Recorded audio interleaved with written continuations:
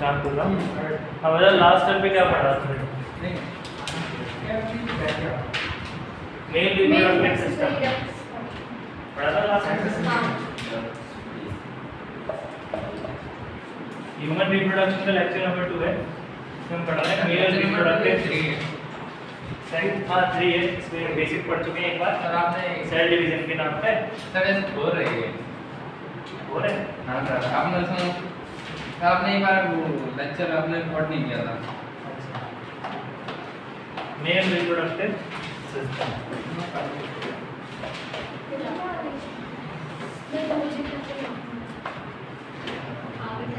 ठीक है, तो मेल रिप्रोडक्टिव सिस्टम में हमने सबसे पहले लिखा था गोनेड्स। यस और नो? Yes sir. मोनिका बता गोनेड्स क्या थे? क्या थे? गोनेड्स क्या होते हैं? गोनेड्स क्या होते हैं चाची? What are gonads? Primary sex organs. Gonads are primary sex organs. ठीक है, तो गोनेड्स ही वो ऑर्गन्स होते हैं जो at the time of birth, जो तुम्हारे पैदा होने से तुम्हारे अंदर प्रेजेंट है। क्लियर? Example testis. ठीक है, फिर और क्या पढ़ना था हमें? सेकेंडरी सेक्स ऑर्गन्स क्या क्या है जो उसके साथ अटैच रहते हैं? जैसे एक्सेसरी डक्ट्स,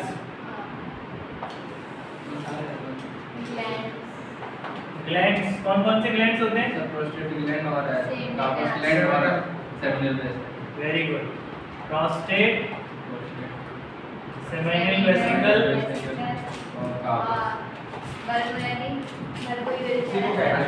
और मल्बो यूरेथ्रल या काउपर्स में।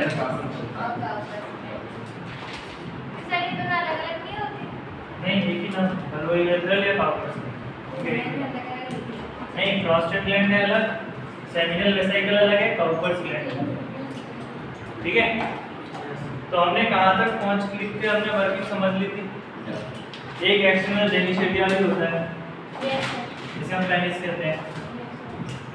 एक्सटर्नल जेनिटलिया का मतलब होता है एक एक्सटर्नली दिखने वाला या एक्सटर्नली प्रेजेंट जेनेटिक पार्ट होता है जो रिप्रोडक्शन में हेल्प करता है। ठीक है, इसको नाम देते हैं एक्सटर्नल जेनिटलिया।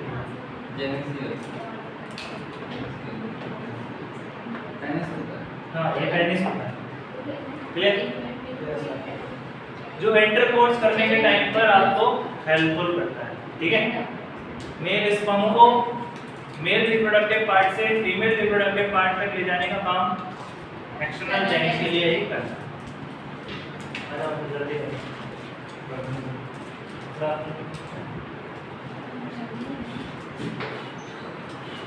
जल्दी आज सुबह जगने के बाद वापस कौन सो गया?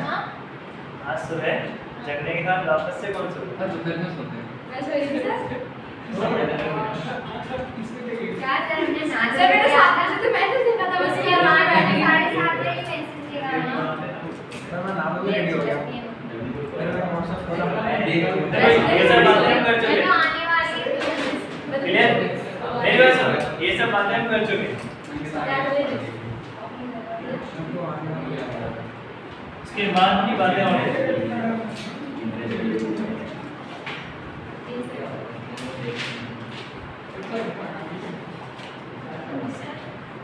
तो देखो मेरी बात सुनो, स्पर्म कहाँ से निकला था? सेमिनिफेरस ट्यूब्यूल से। ठीक है, सेमिनिफेरस ट्यूब्यूल से स्पर्म का बाहर निकला था ना, वही तो बना था स्पर्म। यस और नो? तो सेमिनिफेरस ट्यूब्यूल से स्पर्म निकला ट्यूबुलर रेक्टाई से, तो छोटे छोटे डक्ट ट्यूबुलर रेक्टाई।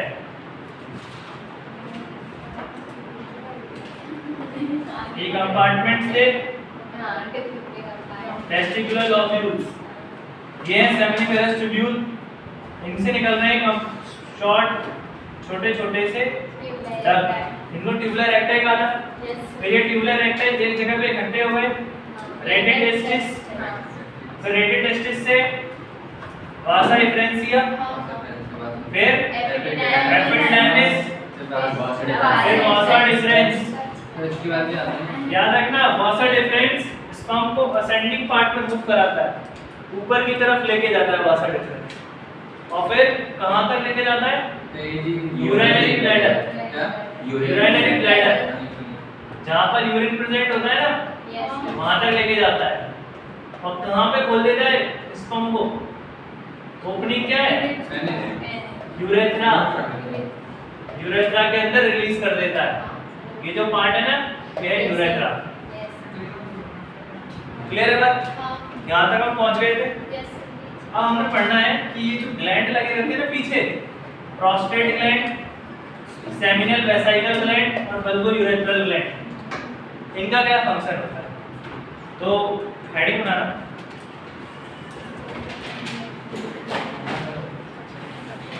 या इसी में लिखना चालू करना।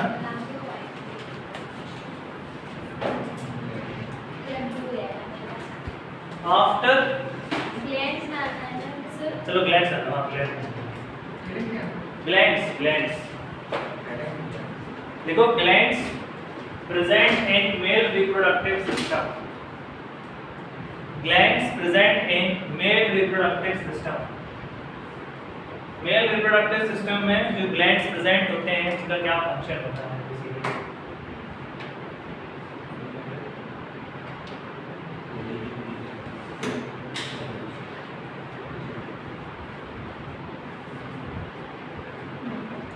बस लिखो प्रोस्टेट ग्लैंड, प्रोस्टेट ग्लैंड, इसमें लिखना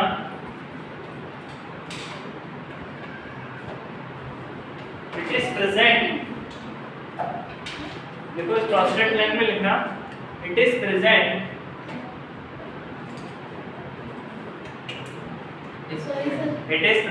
इन सिंगल नंबर, एक ही होता है number prostate gland. It is present in single number, ये जो पीछे दिख रहा है सिर्फ एक ही होता है, जबकि सेमिनल वेसाइकल एक इधर की तरफ होता है, एक इधर की तरफ होता है, और बल्बो यूरेथ्रल भी एक इस तरफ होता है, एक इस तरफ होता है।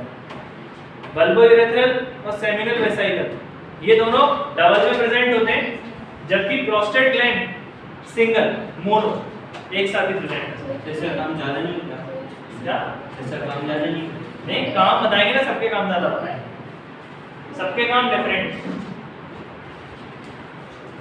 तो हम पढ़ रहे हैं male reproductive system. Male reproductive system में हमने पढ़ा अभी हेडिंग ग्लैंड्स, और ग्लैंड्स में भी हम सबसे पहले पढ़ रहे हैं प्रोस्टेट ग्लैंड। क्लियर? मैंने तुमको बताया था कि प्रोस्टेट ग्लैंड वो जगह है जब किसी को रिप्रोडक्टिव सिस्टम में कैंसर हो जाता है। तो मैंने बताया प्रोस्टेट ग्लैंड जो होता है ना, वहीं पर कैंसर सेल जमा हो जाती है, तो उसे प्रोस्टेट कैंसर कहा जाता है। क्लियर? देखो, कैंसर सेल ऐसी सेल होती है जिसे सिर्फ डिवाइड होना आता है, डिवाइड होना, लगातार डिवाइड होना, और एक दूसरे में कम्युनिकेट नहीं करना। ये चीज हमेशा याद रखना, जो कैंसर वाले पेशेंट्स होते हैं उनके अंदर सेल्स तो बढ़ती हैं, लेकिन वो सेल्स कभी भी एक दूसरे को कम्युनिकेट नहीं करती। उनके बीच में कांटेक्ट इनहिबिशन नाम की एक प्रॉपर्टी होती है, वो खत्म हो जाती है। मैंने बताया होगा तुम्हें इस बारे में कि दो सेल हमेशा एक दूसरे के साथ कांटेक्ट में रहती हैं, इस प्रॉपर्टी को कांटेक्ट इनहिबिशन कहते हैं। जबकि कैंसर वाले जो सेल होते हैं, कैंसर वाली सेल एक सेल से दूसरी सेल का कम्युनिकेशन ब्रेक करते हैं। Clear? The cancer cells break the communication between two different cells. दो अलग अलग सेल्स के बीच में जो कम्युनिकेशन हो रहा है उसको ब्रेक करने का काम करती है कैंसर सेल्स। क्लियर? यस और नो? अभी हम कैंसर को और अच्छे से पढ़ेंगे कुछ आने वाले चैप्टर्स। तो अभी हम फिलहाल प्रोस्टेट ग्लैंड के बारे में पढ़ रहे हैं।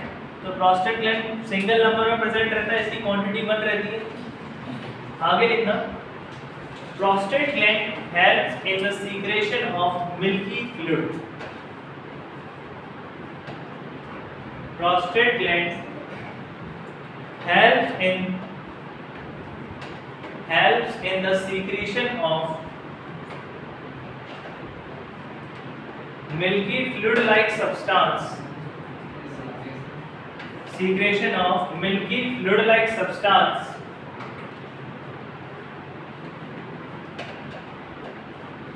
मतलब मिल्क जैसा fluid-like substance बनाता है प्रोस्टेट में. Which help in sperm mobilization. Which help in sperm mobilization. Sperm को मोबिलाइज करने मतलब स्पर्म को आगे बढ़ाने के लिए हेल्पफुल रहता है ये मिल्की फ्लूइड. क्लियर. इसके बाद हेडिंग बनाओ सेमिनल वेसिकल. सेकंड ग्लैंड का नाम लिखो सेमिनल वेसिकल. Seminal vesicle. अब ये सेमिनल वेसिकल ऊपर दिखता है क्या? नहीं सर. साइड में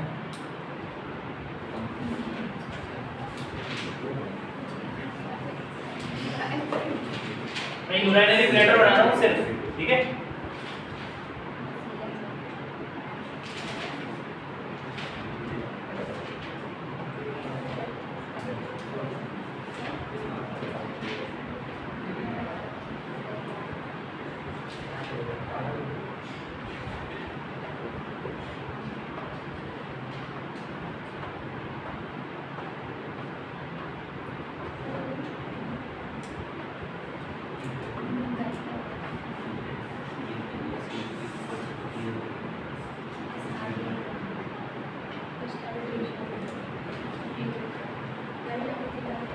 मेरी बात सुनो.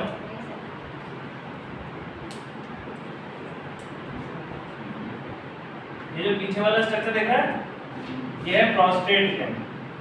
क्या है? इसके बारे में हमने भी पढ़ा कि सिंगल ही होता है. लेकिन अब ये जो तुमने साइड में स्ट्रक्चर देखा है ना ये है सेमिनल वेसिकल ग्लैंड्स. ठीक है. इसमें लिखना these are present in pair. ये पेयर में प्रेजेंट होते हैं. सेमिनल वेसिकल ग्लैंड जो है ये seminal vesicle these are present in pairs.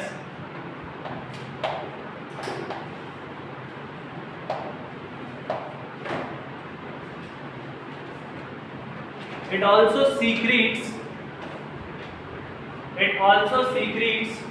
देखो it also secretes secretes की it also secretes some special fluid. देखो it also secretes some special fluids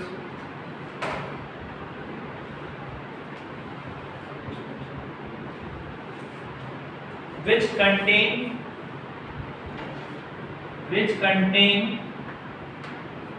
fructose. Important है ये fructose which contain fructose. उसके अंदर फ्रक्टोज होता है. फ्रक्टोज जानते हो? केमिस्ट्री में पढ़ा हुआ. एक तरीके की शुगर है. एक्चुअली में जो शुगर होता है ना शुगर को दो पार्ट में डिवाइड किया गया है. एक होता है कीटोन शुगर, एक होता है एल्डिहाइड शुगर. ठीक है. एल्डिहाइड कीटोन तो सुने होंगे ना.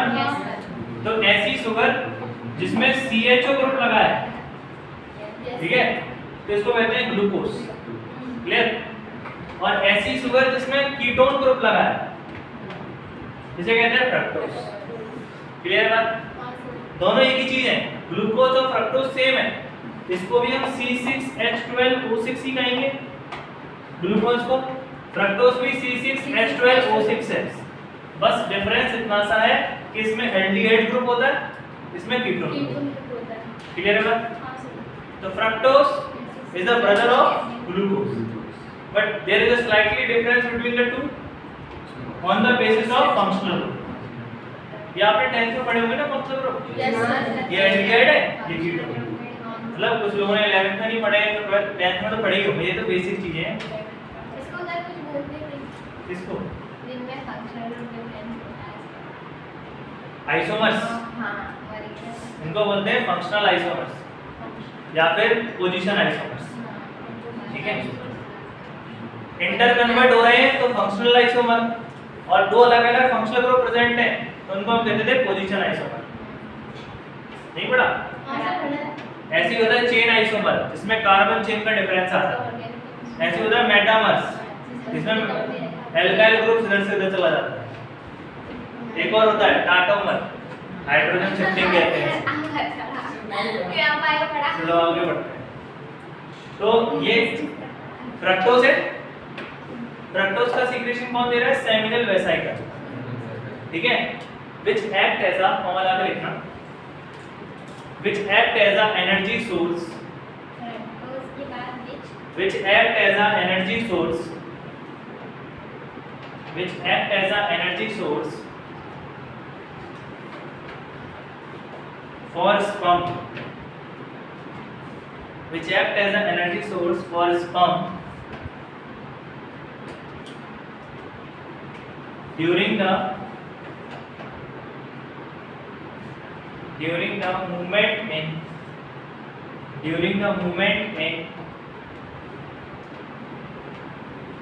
vagina, during the movement in vagina। तो जब स्पर्म फीमेल रिप्रोडक्टिव सिस्टम में जाता है तो वहां पर आगे उसे मूव करना होता है ओवल तक पहुंचने के लिए। तो मूव करने के लिए एनर्जी चाहिए, एटीपी चाहिए, तो ये फ्रक्टोज उसको एनर्जी प्रोवाइड करता है ताकि वो स्पर्म वेजाइना से होते हुए सर्विक्स, सर्विक्स से होते हुए यूट्रस, यूट्रस से होते हुए फैलोपियन ट्यूब तक पहुंच जाता है। क्लियर है बात? याद रखना ये फ्रक्टोज क्या यूज कर रहा है? एनर्जी का सोर्स है। किसके लिए? स्पर्म के लिए। नेक्स्ट पॉइंट लिखना note point,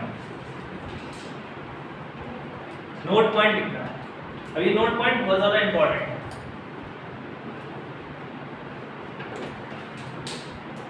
The combination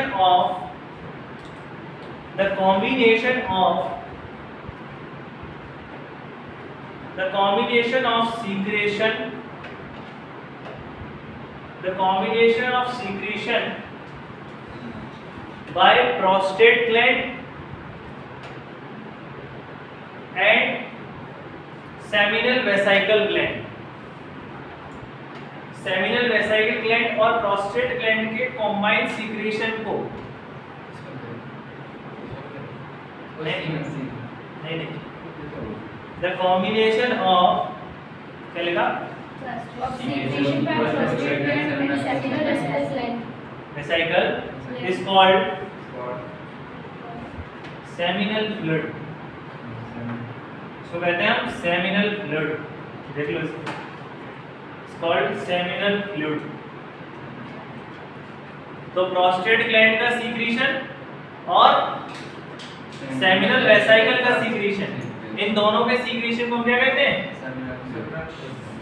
bracket में लिख लेना सेमिनल फ्लूइड के, which also rich in calcium ion, which also rich in calcium ion। Seminal vesicle का सेमिनल फ्लूइड लिखना, ब्रैकेट में लिखना which also rich in calcium ion and other important enzyme,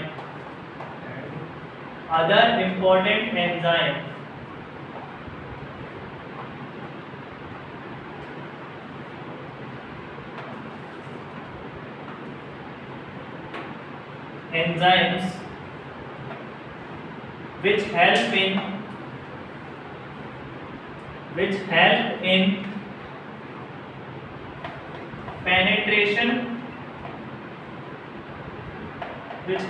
in penetration of ova walls।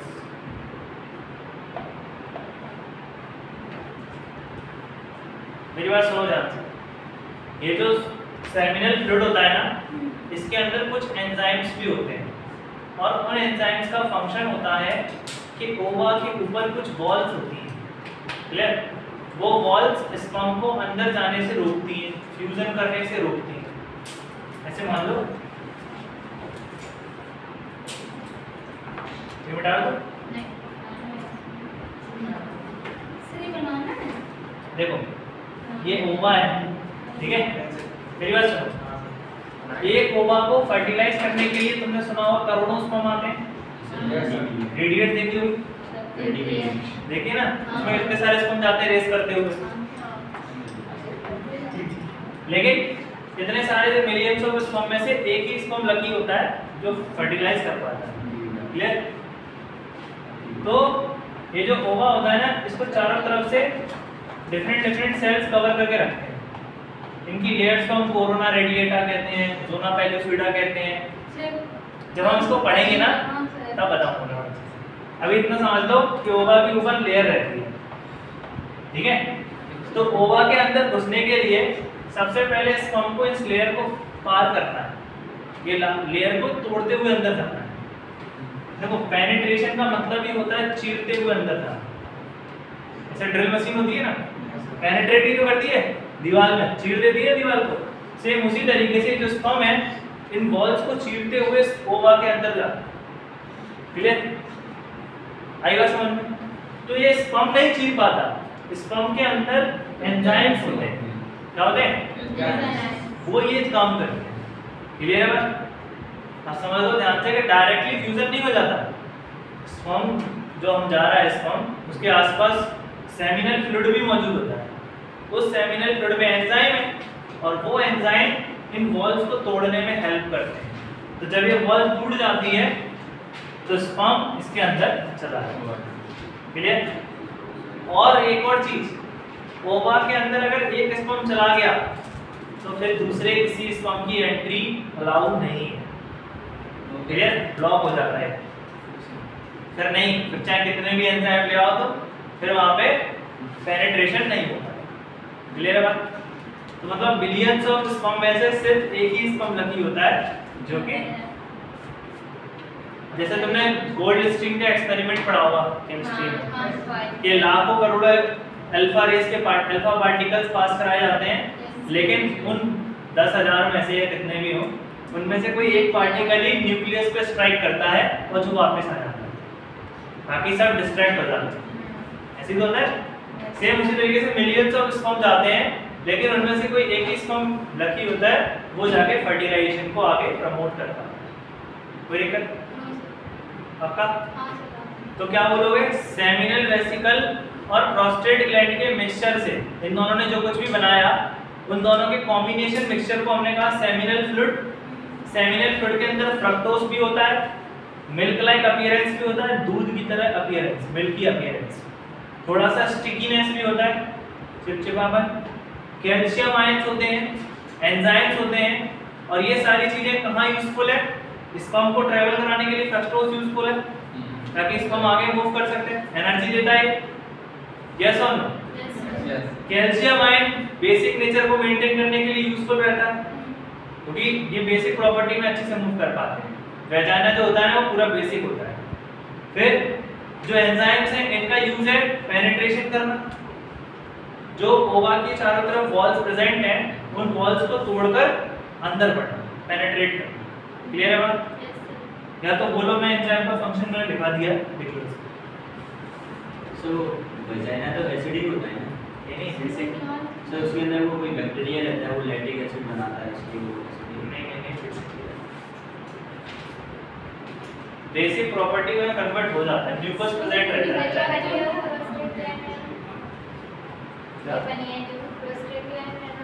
ये पीछे prostate gland है, बगल में seminal vesicle gland है, और ये बल्बोयूरेथ्रल ग्लैंड। क्या ये बनाना है तो समझाने के लिए, जैसे पढ़ा रहा हूँ तो मैं पता चल जाए कौन सी चीज कहाँ पे प्रेजेंट है। लिखना क्या था सर? ये तो लिख दिया आपने, नोट कर ये लिख दिया ओवरऑल्स पेनिट्रेशन।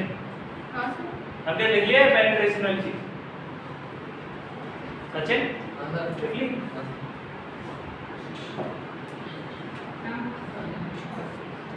कुछ कह रहे हैं? नेक्स्ट देखो बल्बोयूरेथ्रल ग्लैंड। लिखो बल्बोयूरेथ्रल ग्लैंड, हेडिंग में जो भी लिखना है लिख लो। कोई डाउट है क्या? प्रोस्टेट सही था। क्या फिर प्रोस्टेट नाम से ये वाले बता रहे हैं इसमें जो लग रहा है नहीं दिखा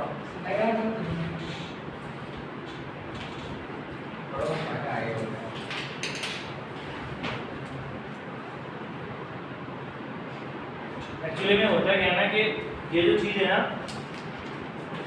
ये यहाँ पे दिखा दी गई है, बेसिकली होता पीछे से ही कर रही है। मतलब तुम अगर देखोगे तो यूरिनरी ब्लैडर में इसमें पीछे कुछ दिखाया नहीं है। सो एक ही अपना दो है नहीं, बल्बोरेथ्रल ग्लैंड दो होते हैं, ये एक ही रहता है, सिंगल ग्लैंड। इसमें लिखा भी होगा शायद।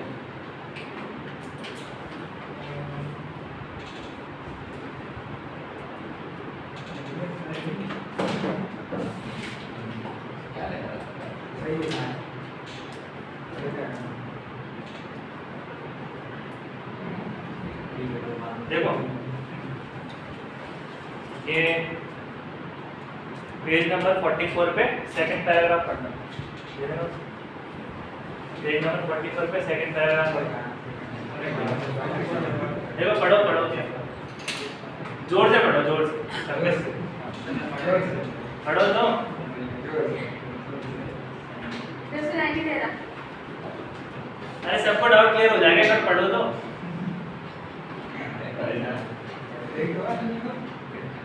बोलो, मैं तुम्हें इंग्लिश पढ़ना सिखाऊंगा, ऐसे बता रहा हूँ, पढ़ो तो एक बार।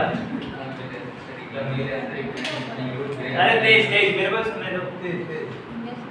हाँ सुनना सभी ध्यान से। सेकंड पैराग्राफ की स्टार्टिंग लाइन से पढ़ो। The male accessory gland include pairs glandular vesicles. रुको। The male accessory gland includes a paired, ठीक है, paired seminal vesicle लिखा। फिर उसके बाद क्या लगा है? कॉमा आ ये लगा है एक, ये सिंगुलर के लिए यूज करते हैं। आया क्लियर? समझ में आया? हाँ प्रोस्टेट ग्लैंड और उसके बाद फिर लिखा हुआ है पेयर्ड बल्बोरेथ्रल। क्लियर हुआ? मतलब कार्पस ग्लैंड दो होते हैं। हाँ कार्पस ग्लैंड और बल्बोरेथ्रल और सेमिनल वेसिकल ग्लैंड दो होते हैं। प्रोस्टेट ग्लैंड एक सिंगल, ठीक है? सबको तो समझ दिख रहा है। हाँ वो डायग्राम में थोड़ा हो जाता है, तभी मैंने ये वाला डायग्राम यूज किया क्योंकि इसमें पीछे की तरफ दिख जाता है। अरे वो सही है। ठीक है आगे बढ़ते हैं, हेडिंग बनाओ। नेक्स्ट कार्पस ग्लैंड या बल्बोरेथ्रल ग्लैंड। ये क्या कार्पस करते हैं? तीसरा हाँ थर्ड है ना, कार्पस ग्लैंड और बल्बोरेथ्रल। एक ही हो। हाँ एक ही नाम है दोनों, कार्पस ग्लैंड या फिर बल्बोरेथ्रल ग्लैंड। स्पेलिंग नहीं पता, पीछे एक मिनट एनसीईआरटी में थी। सर लिख दिया। नहीं मिला? मिल गया? बल्बोरेथ्रल मिल रहा होगा, कार्पस ग्लैंड मिल रहा होगा, जो भी मिल रहा लिख लो। क्या लिख रहा है? बल्बोरेथ्रल लिख लो, कार्पस ग्लैंड लिख लो। सब लिखना जरूरी है, वो दूसरा नाम। ठीक है कोई दिक्कत नहीं है, बस समझ लें। बुक में शायद बल्बोरेथ्रल ही दिया है, तो बल्बोरेथ्रल ही लिख लेना। इनका बल लाइक स्ट्रक्चर होता है ना थोड़ा सा, इसीलिए इनको बल्बोरेथ्रल लिखते हैं। इसमें लिखना these glands are helpful in, ये भी पेयर पे रहते हैं। These glands are helpful in lubrication of sperm, are helpful in lubrication of sperm मत लिखना, semen लिखना, semen lubrication of semen S-E-M-E-N helpful in lubrication सब सीमा लिखा है। lubrication of semen। Sir lubrication माने lubrication का मतलब होता है आरामदायक मूवमेंट कराना। तो स्पेलिंग lubrication जैसे मशीनों में ग्रीस लगाई जाती है ताकि मशीन अच्छे से चले, ऐसे ही बल्बोरेथ्रल ग्लैंड का जो सीक्रेशन होता है वो सीमन को आगे मूव कराने में, आसानी से आगे मूव कराने में हेल्पफुल तो मैं सुन ठीक है। सर। ल्यूब्रिकेशन जैसे चेन में तुम ऑयल डालते हो, तो उससे क्या होता है, चेन अच्छे से मूव करती है बिल्कुल स्मूथली। सेम उसी तरीके से जो बल्बोइरेक्टल ग्लैंड है ये सीमन को स्मूथली मूव कराने में हेल्पफुल करता है। ठीक है, ल्यूब्रिकेशन। अब सीमन कहते कैसे ये समझ लो। देखो वासा डिफरेंस तक स्पर्म आया था और वासा डिफरेंस पे क्या मिला, प्रोस्टेट ग्लैंड का सीक्रेशन, सेमिनल वेसिकल ग्लैंड का सीक्रेशन, जिसको हमने नाम दिया सेमिनल फ्लूइड। ये तो बात है। तो सेमिनल फ्लूइड के साथ जब स्पर्म को मिला देते हैं, जब स्पर्म मिल जाता है तो इनके कॉम्बिनेशन को नाम दिया जाता है सीमन। तो मेल कभी भी स्पर्म अकेला नहीं निकालते अपने पेनिस में से, वो निकालते हैं, रिलीज करते हैं सीमन। फीमेल के वेजाइना में भी क्या रिलीज होता है, सीमन। स्पर्म अकेला रिलीज नहीं होता। अभी अधूरा ज्ञान है ना। स्पर्म तो रिलीज होता ही है, स्पर्म के साथ साथ ये सेमिनल फ्लूइड जो बनाया है वो भी रिलीज होता है, क्योंकि सेमिनल फ्लूइड के पास ही फ्रक्टोज है, कैल्शियम के आयन है और एंजाइम, जो कि फर्टिलाइजेशन में बहुत ही ज्यादा यूजफुल है। अकेला स्पर्म नहीं कर सकता। कोई दिक्कत समझ में आया कि नहीं? क्या? हाँ,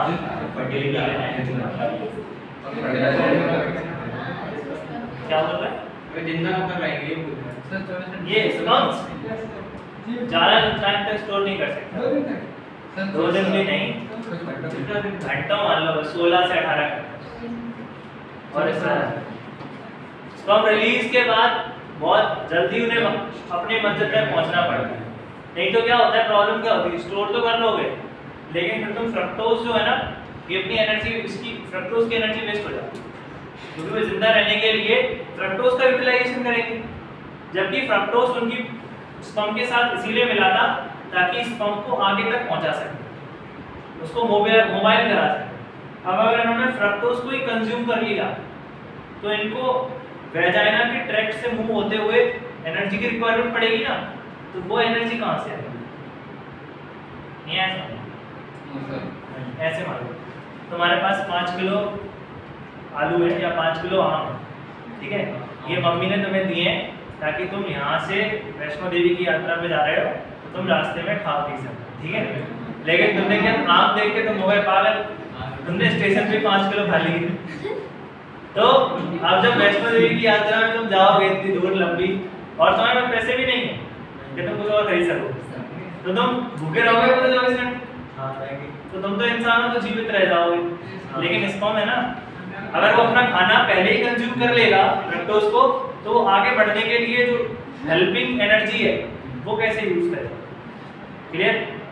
तो वो वेजाइना से फैलोपियन ट्यूब तक का जो सफर है वो फ्रक्टोज की वजह दम पे ही कर पाता है, उसकी स्ट्रेंथ वही फ्रक्टोज है। क्लियर है बात? इसीलिए उसकी जो वायबिलिटी है वो कम समय की होती है, नहीं है? लेकिन इसमें अब आर्टिफिशियल मेथड चालू हो गए हैं, उन आर्टिफिशियल मेथड को हम कहते हैं आर्टिफिशियल इंसेमिनेशन। उसमें सुनो मैं बताता हूँ, उसमें क्या होता है कि हम स्पर्म को ट्रैवल करने का मौका नहीं देते कि तुम वेजाइना के अंदर जाओ, फिर सर्विक्स में जाओ, फिर यूट्रस तक जाओ, फिर फैलोपियन ट्यूब तक जाओ। इसमें हम क्या करते हैं, सीधे स्पर्म को निकाला, इंजेक्शन में भरा और जहाँ पर भी फैलोपियन ट्यूब है वहाँ पे इंजेक्ट कर दिया। सर ज़्यादा चलेगा? हाँ, ज़्यादा चलेगा? कितने भी चले जाए उससे मतलब ही नहीं, काम तो एक ही करता है ना, बाकी सब तो रिजेक्ट हो जाता है। स्पर्म तो एक ही फर्टिलाइज करेगा, बाकी सब कोई यूज के नहीं। क्लियर? वो सब हो जाते हैं रिजेक्ट। मैं जाते कहाँ होता है? कुछ नहीं, अंदर ही फ्लूइड के फॉर्म में प्रेजेंट रहते हैं, उनके जो फ्रक्टोज है वो सब यूटिलाइज कर लिए जाते हैं, डिजेनरेट हो जाते हैं, कुछ बाहर निकल आते हैं। हर कोई अंदर तक भी नहीं पहुंच पाता, कुछ बाहर भी निकल आता है। क्लियर? तो इस तरीके से ये प्रोसेस होता है। अभी इसको और डिटेल में पढ़ेंगे तो फर्टिलाइजेशन पढ़ेंगे। एक ही ट्रैक्ट है वेजाइना, जहाँ से जा रहे हैं वहीं से आएंगे, और कोई ट्रैक है नहीं। आगे बढ़ते हैं, ग्लैंड्स की फंक्शनिंग करना समझ में तो आ रहा है ना? Yes sir. इंटरेस्ट आ रहा होगा चीजों को समझने में। नेक्स्ट हेडिंग बनाओ। ग्लैंड्स हो गए, बस ल्यूब्रिकेशन में हेल्प करता है। नेक्स्ट लिखो पेनिस या यूरेथ्रा लिखो, urethra next heading urethra urethra. ये जो लिखा है ना, ये छोटी सी पैसेज, ये छोटी सी पैसेज दिख रही है, सर इसका मतलब ये है ल्यूब्रिकेशन का मतलब है स्मूथनेस प्रोवाइड करा। ऐसा बोल सकते हो फ्रिक्शनलेस सरफेस प्रोवाइड कर, फ्रिक्शन कम से कम फ्रिक्शन कर, ताकि कम से कम फ्रिक्शन होगा तो आसानी से फिसल सकते हो ना। अगर फ्रिक्शन ज्यादा होता है तो मूवमेंट करने में प्रॉब्लम आती है, फोर्स ज्यादा लगता है। इतना स्मूथ मूवमेंट के लिए ल्यूब्रिकेशन की जरूरत है। एक और चीज, ये जो पेनिस होता है ना, penis is made up of erectile tissues. किससे मिलकर बना होता है? ये बहुत मींस इरेक्टाइल टिश्यूज ऐसे टिश्यूज होते हैं जिनको स्टिमुलेट किया जाए तो ये हार्ड हो जाते हैं, और कुछ देर रिलैक्स कर दिया जाए तो बहुत ज्यादा स्मूथ हो जाता है। Erectile tissues are those tissues which become hard on stimulation. Stimulation का मतलब जानते हो? Conduction. किस चीज को कंडक्ट कर दें। या तुम्हें मैं सिंपल भाषा में बताऊं, जैसे तुम अच्छे वाले बैठे हो, मैं तुम्हें करंट लगा दूं, डर जाओगे ना?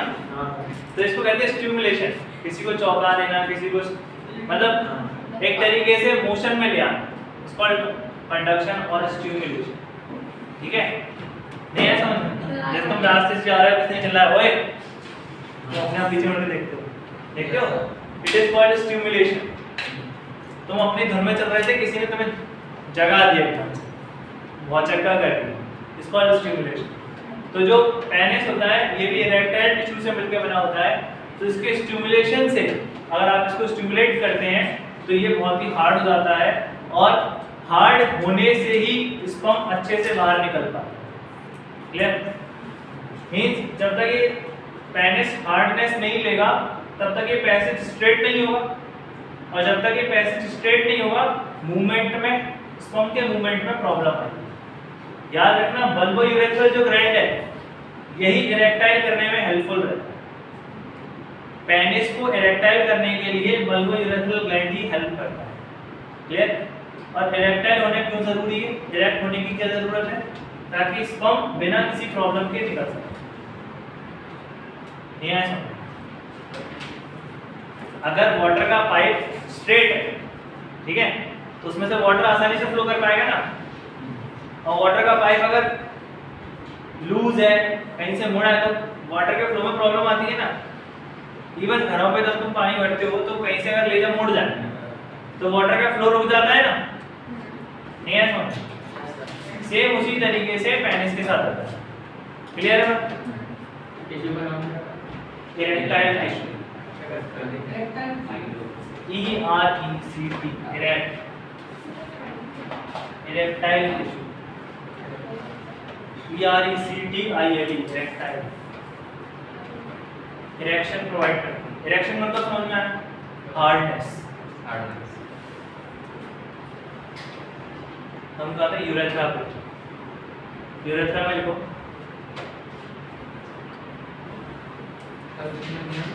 it is a common passage, urethra, it is a common passage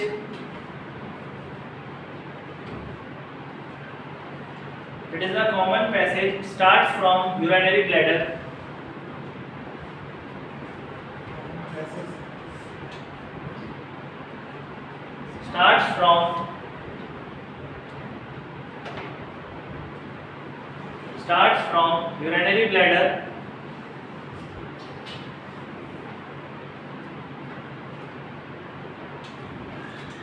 starts from urinary bladder and ends up to कहाँ खत्म होता है?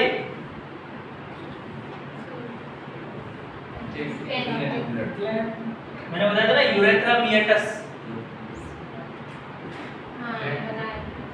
अरे लास्ट में बताया था मैंने, ये ओपनिंग को बताया था मैंने। पेनिस की ओपनिंग को कहते थे यूरेथ्रल मिएटस। याद है कि नहीं?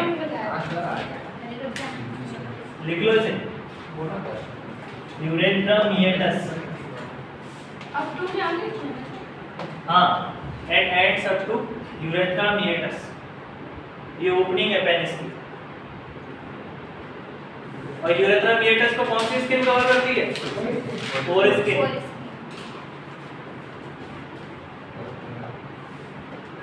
जो मुस्लिम होते हैं ना वो फोर स्किन हटवा देते हैं। उनके धर्म में हाँ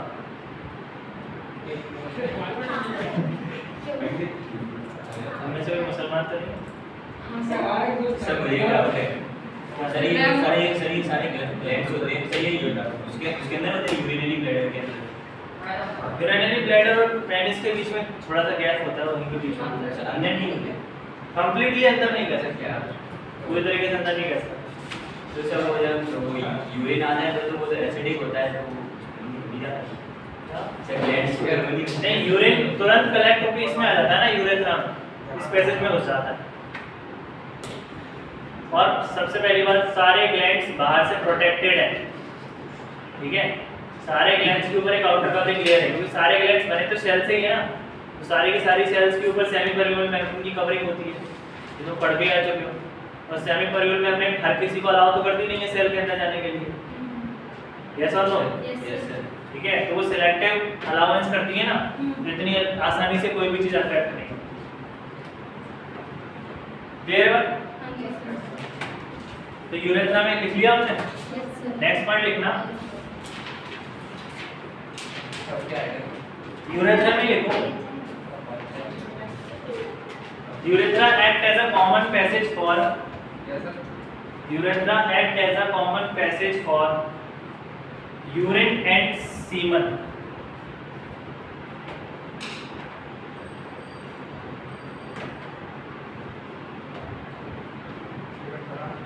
Act as a common passage for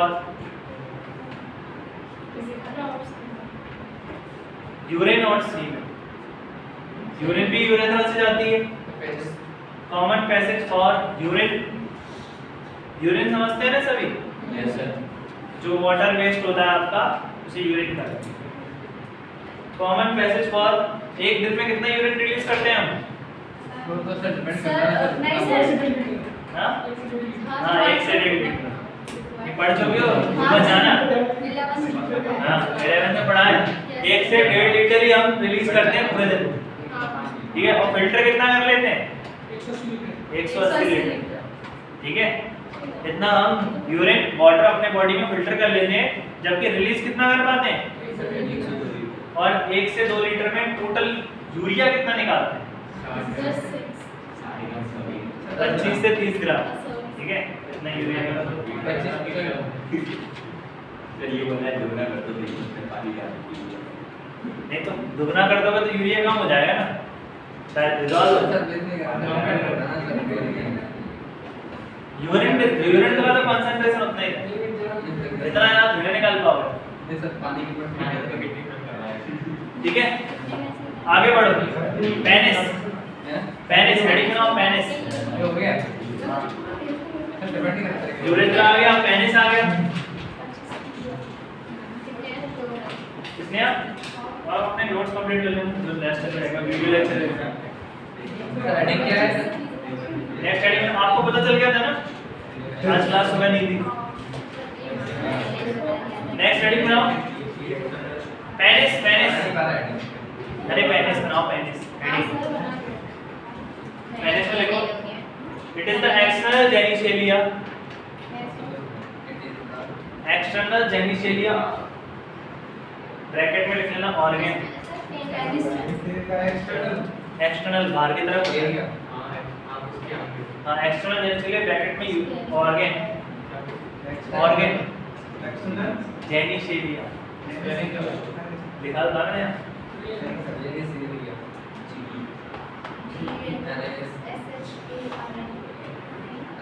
sir आप और कुछ जेनिशेलिया ही है।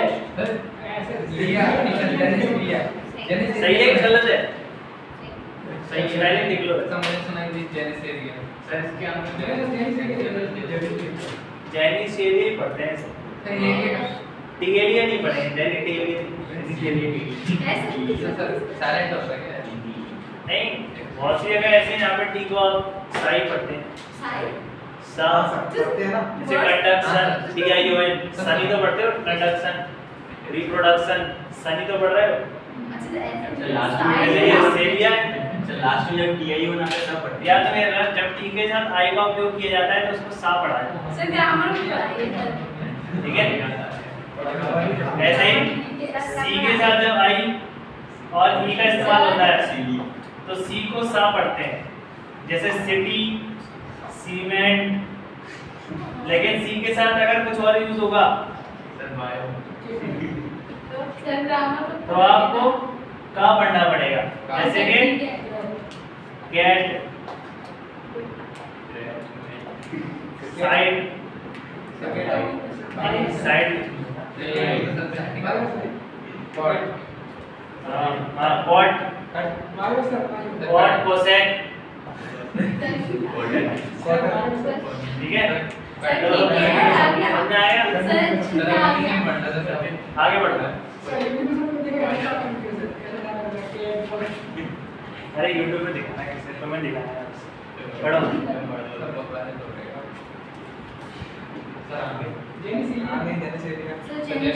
जेनिसेलिया ब्रैकेट में लिख देना organ which help in YouTube पे ना देखने वाली चीजें लोग देखते हैं, देखने वाले तो देखते हैं कि यहाँ मजे आ रहे हैं, वही चीज देखते हैं।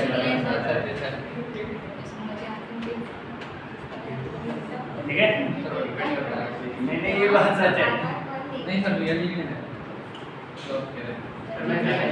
ह्यूमन नेचर ही ऐसा है, जिस चीज में ज्यादा जितनी जल्दी प्लेजर मिलेगा, खुशी मिलेगी, हम वो चीज जल्दी करना पसंद करें। ये चैप्टर में तो अच्छा नहीं है। मूवी देखने में क्यों? नहीं सर। कितना इंटरेस्टिंग सब्जेक्ट है, चैप्टर है ये। आपकी खुद की फिजियोलॉजी के बारे में आप समझ रहे हो, ह्यूमन कैसे रिप्रोडक्शन करते हैं। देखो हर किसी चीज को उस वे में मत लो, एजुकेशन के वे में लो। ठीक है, कल को आप डॉक्टर बनोगे तो डॉक्टर में एक ब्रांच गायनेकोलॉजिस्ट भी होती है। गायनेकोलॉजिस्ट करते समय आपको ये सब चीजें तो और डीपली पढ़ना पड़ेगी।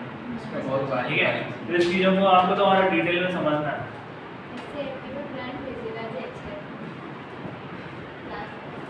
बॉटनिस्ट बन जाना। आगे बढ़ते हैं, क्या लिखा हमने? हाँ, which help in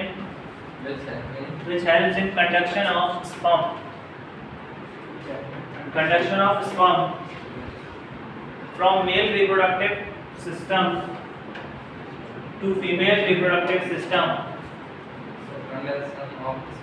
from sperm semen he semen conduction of semen भी semen ही जा रहा है, sperm तो नहीं। conduction of semen from male reproductive system to female reproductive system। Female के कौन से रिप्रोडक्टिव सिस्टम में छोड़ के आता है इसको? Vagina.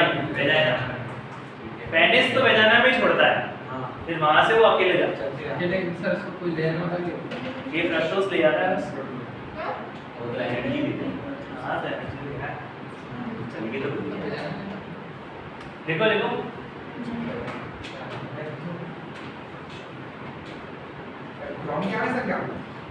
from male reproductive system to female reproductive system, female reproductive system के ब्रैकेट में रख लेना वेजाइना।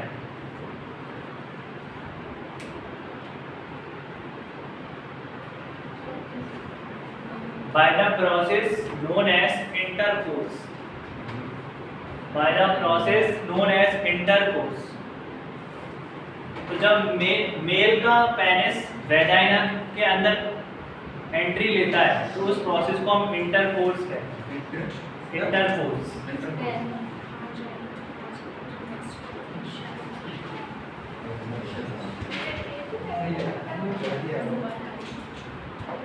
इंटरकोर्स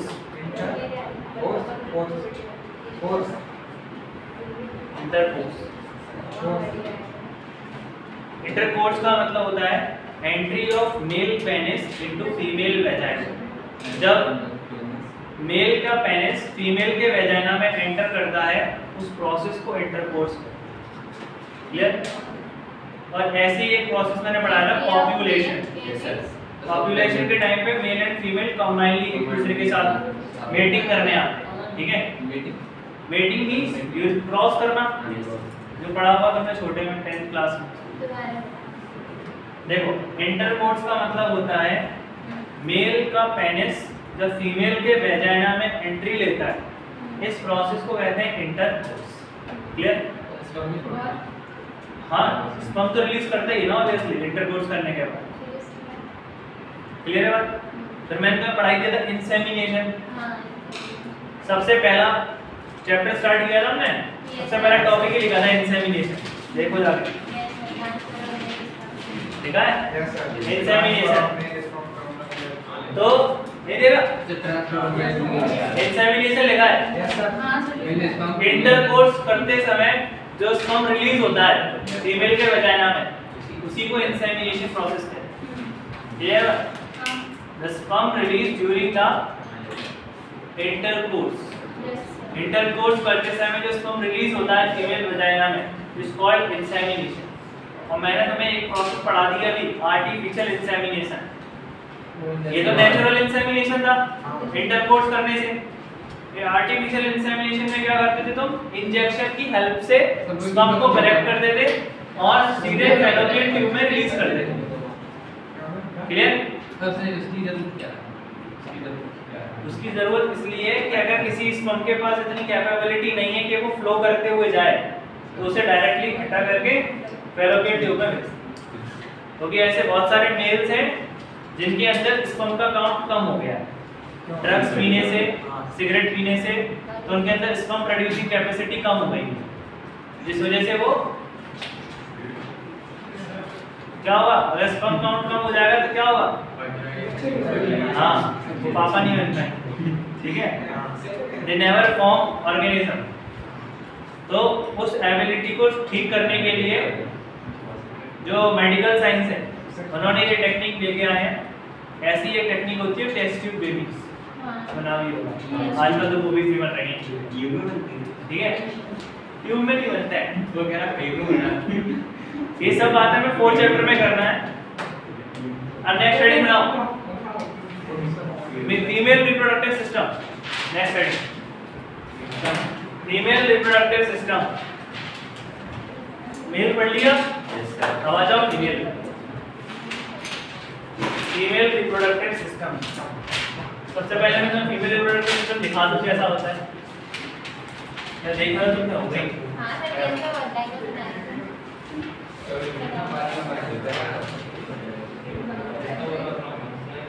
हां आया था। छुट्टी कब होगी सर? छुट्टी? फीमेल रिप्रोडक्टिव सिस्टम स्टार्ट करो साथ। 3:30 तो 3:30 तो हुए हैं।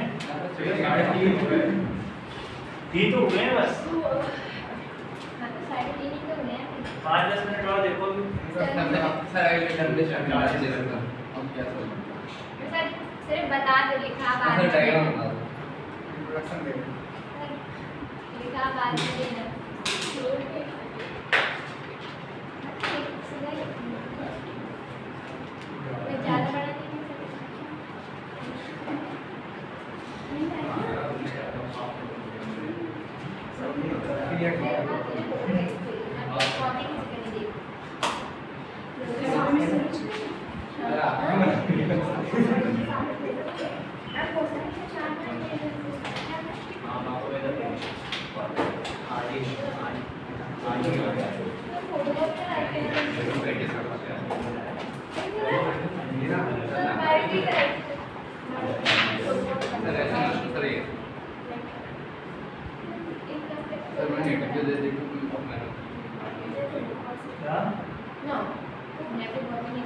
मैं ज़्यादा बड़ा नहीं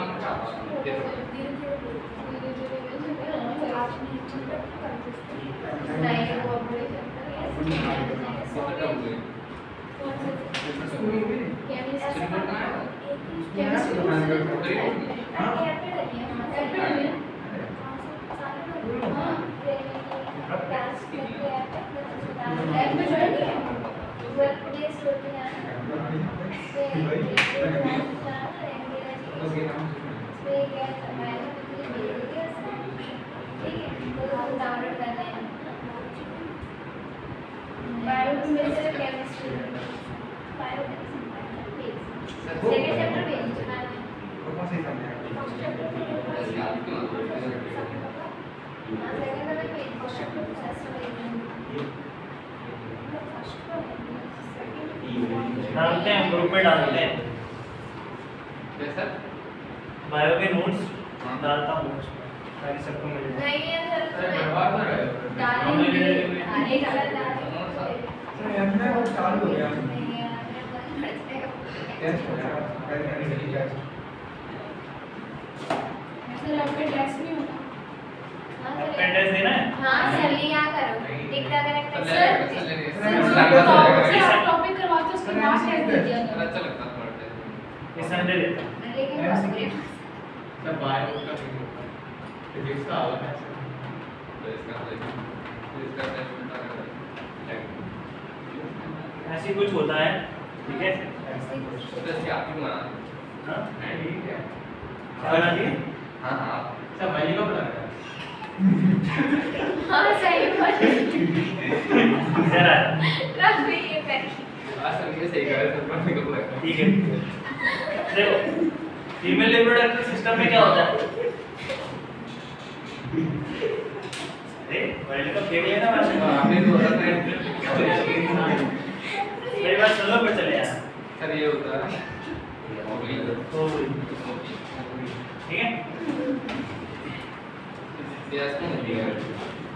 ओवरी के पेयर होते हैं सेम एज फैलोपियन ट्यूब के भी पेयर होते हैं फैलोपियन ट्यूब को ओविडक्ट भी कहते हैं ठीक है फैलोपियन ट्यूब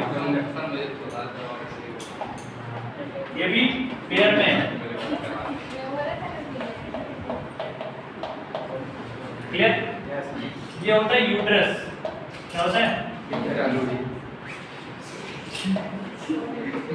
मेरी बात uterus is the place where baby have to be born ठीक है यूट्रस वो जगह होती है जहाँ पे बेबी बॉर्न होता है या फिर डेवलप करता है एम्ब्रियो डेवलपमेंट जहाँ पे होता है उस प्लेस को हम कहते हैं यूट्रस क्लियर अब जो फैलोपियन ट्यूब होता है ना इधर सुन लो फैलोपियन ट्यूब के 4 डिफरेंट रीजन्स होते हैं तो फैलोपियन ट्यूब का वो रीजन जो यूट्रस के पास होता है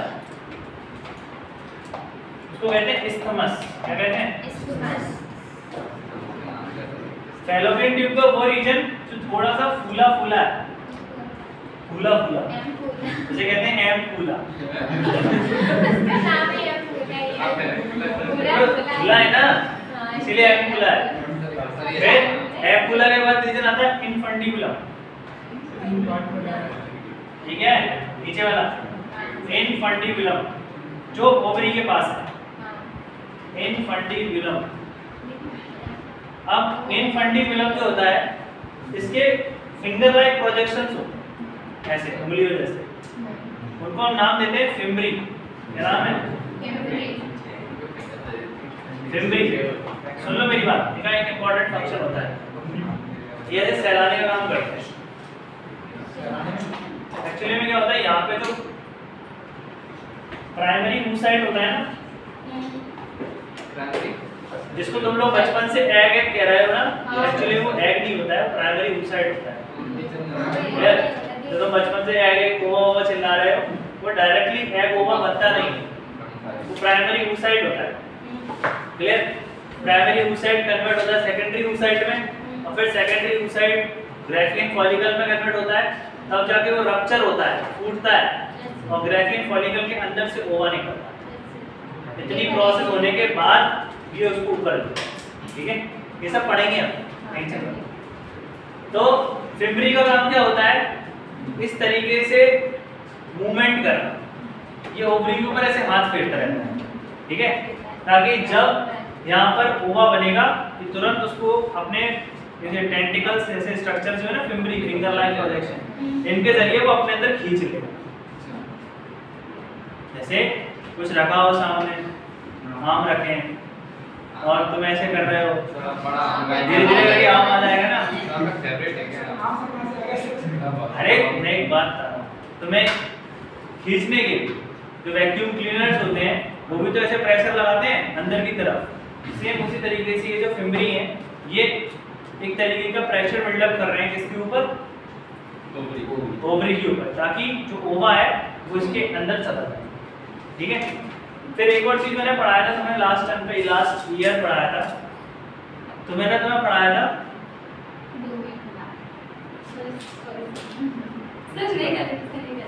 क्या पढ़ा है? मैंने पढ़ाया एपिथेलियम टिश्यूज। Yes sir. ठीक है, एपिथेलियम में मैंने पढ़ाया था simple simple squamous epithelium, cuboidal epithelium, एक मैंने पढ़ाए थे तुम्हें ग्लैंडुलर एपिथेलियम, नहीं एक और पढ़ाए थे, याद करो। हाँ, कॉलमनर एपिथेलियम।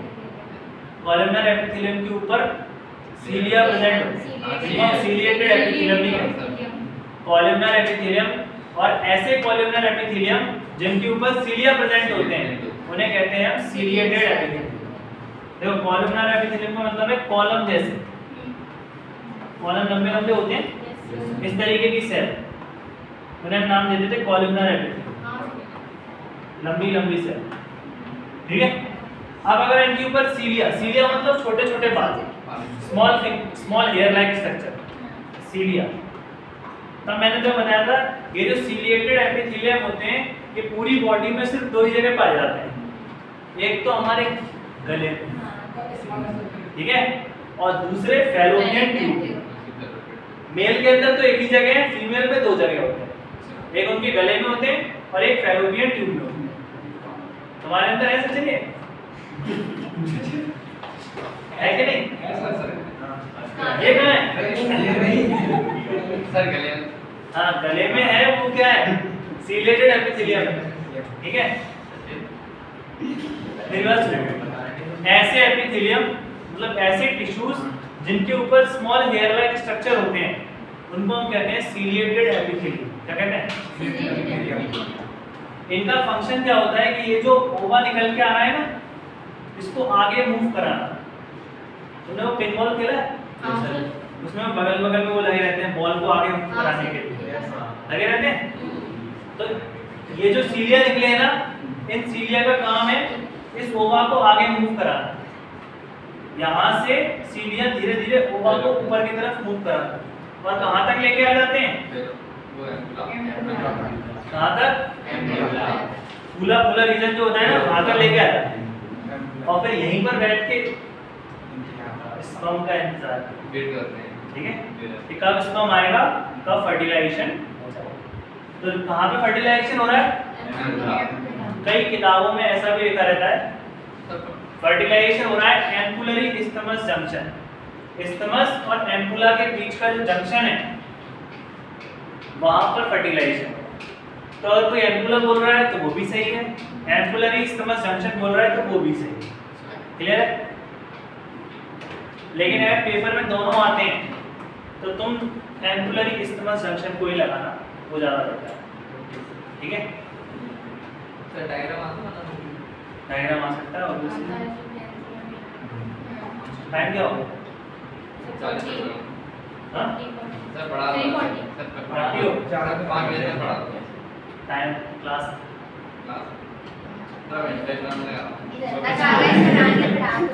मैंने बोला था सर आपका। तो इसके बाद आता है यूट्रस। यूट्रस में 3 लेयर होती है। एक और इंटरेस्टिंग चीज बता देता हूँ, तुमने आज तक ये पढ़ा था लिगामेंट, पढ़ा था? लिगामेंट याद है? सर याद तुम्हें से किसी ने पढ़ा लिगामेंट? देखो लिगामेंट होता है,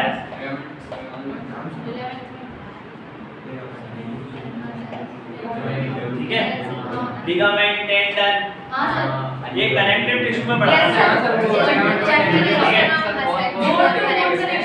बोन से बोन को जोड़ते हैं, वो मसल को उससे जोड़ते हैं, बोन से वो टेंडन होता है। और इसको बोन से तो एक जगह लिगामेंट तुम्हारा ब्रेक होता है। एक्चुअली में लिगामेंट का जो कॉन्सेप्ट है वो यहाँ पे ब्रेक हो रहा है। ओवरी को यूट्रस से जोड़ने का काम भी लिगामेंट करता है। ठीक है, सर ये बोन थोड़ी ना होते हैं तो। हाँ, तभी तो बोल रहा हूँ यहाँ पे कॉन्सेप्ट ब्रेक हो रहा है।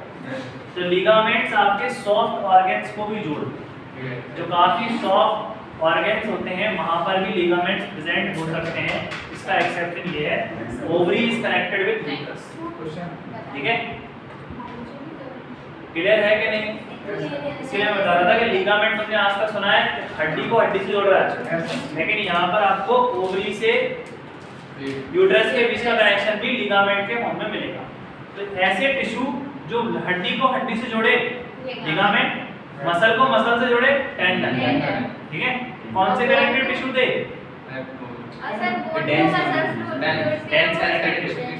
ठीक है सर ये जोड़ता कैसे है? क्या फेविकॉल वगैरह होता है?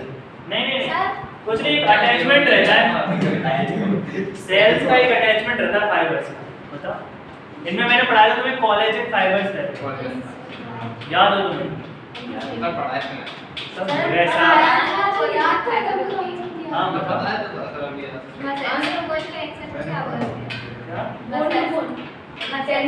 टेंडन,